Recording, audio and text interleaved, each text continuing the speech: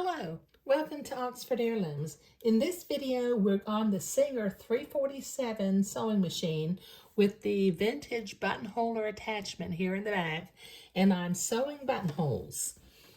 Okay, now the way this thing works, I think I've mentioned this before, is I have to click until I get to the back of the buttonhole template, or what will be the top of my buttonhole, then carefully line my needle up with my blue mark that I made for where my buttonhole is supposed to go, lower the presser foot, and then begin to sew the buttonhole.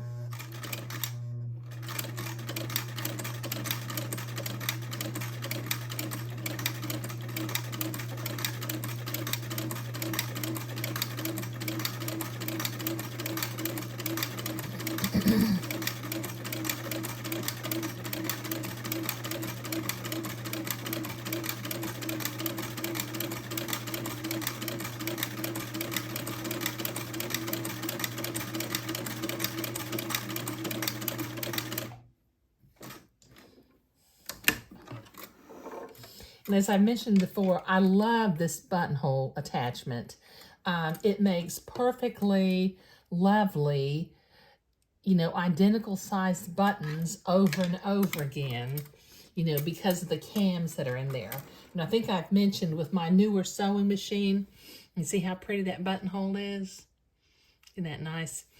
My newer sewing machine, since I'm using 3/8 inch buttons, and particularly what happens when I use the 1/4 inch buttons, the buttons fall out of the buttonhole foot.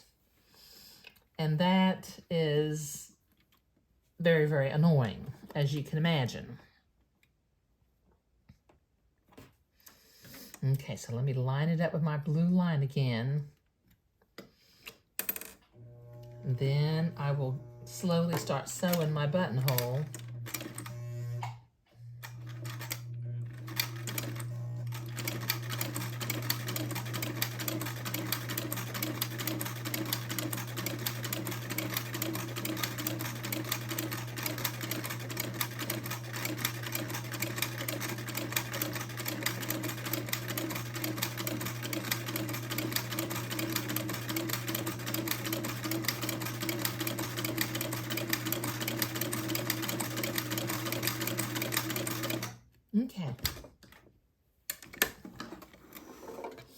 Okay, so I have made my buttonholes on the left side of the back bodice, and I'll sew my buttons on the right side of the back bodice, because that's traditional for a little gentleman's garment, is to button left over right.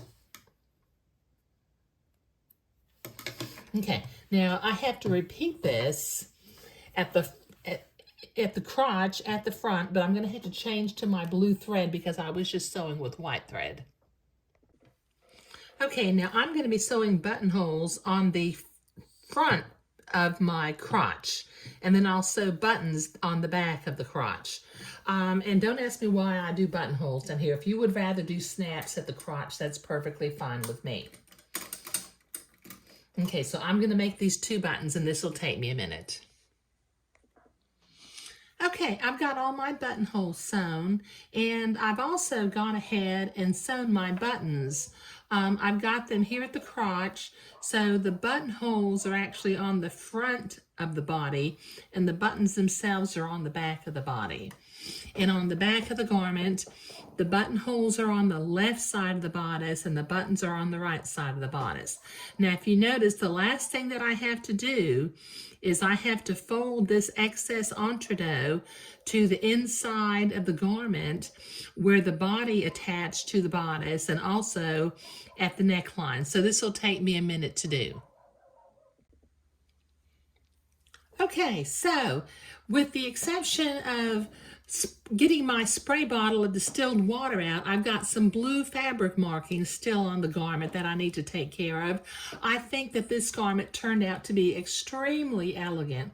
I'm really pleased with the contrast between the heirloom blue body of the bubble and the white batiste up on top. It kind of mimics trousers and a white shirt in an older gentleman.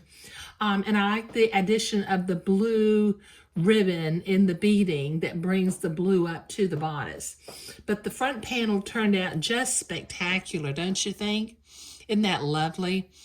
Okay, now I will just say, I'm not really sure how I got in the habit of putting buttons up at the crotch, but I did, and I like it. And as long as you've got the buttons sewn on real firmly, it should be okay. But this is going to be the final video for project number 6.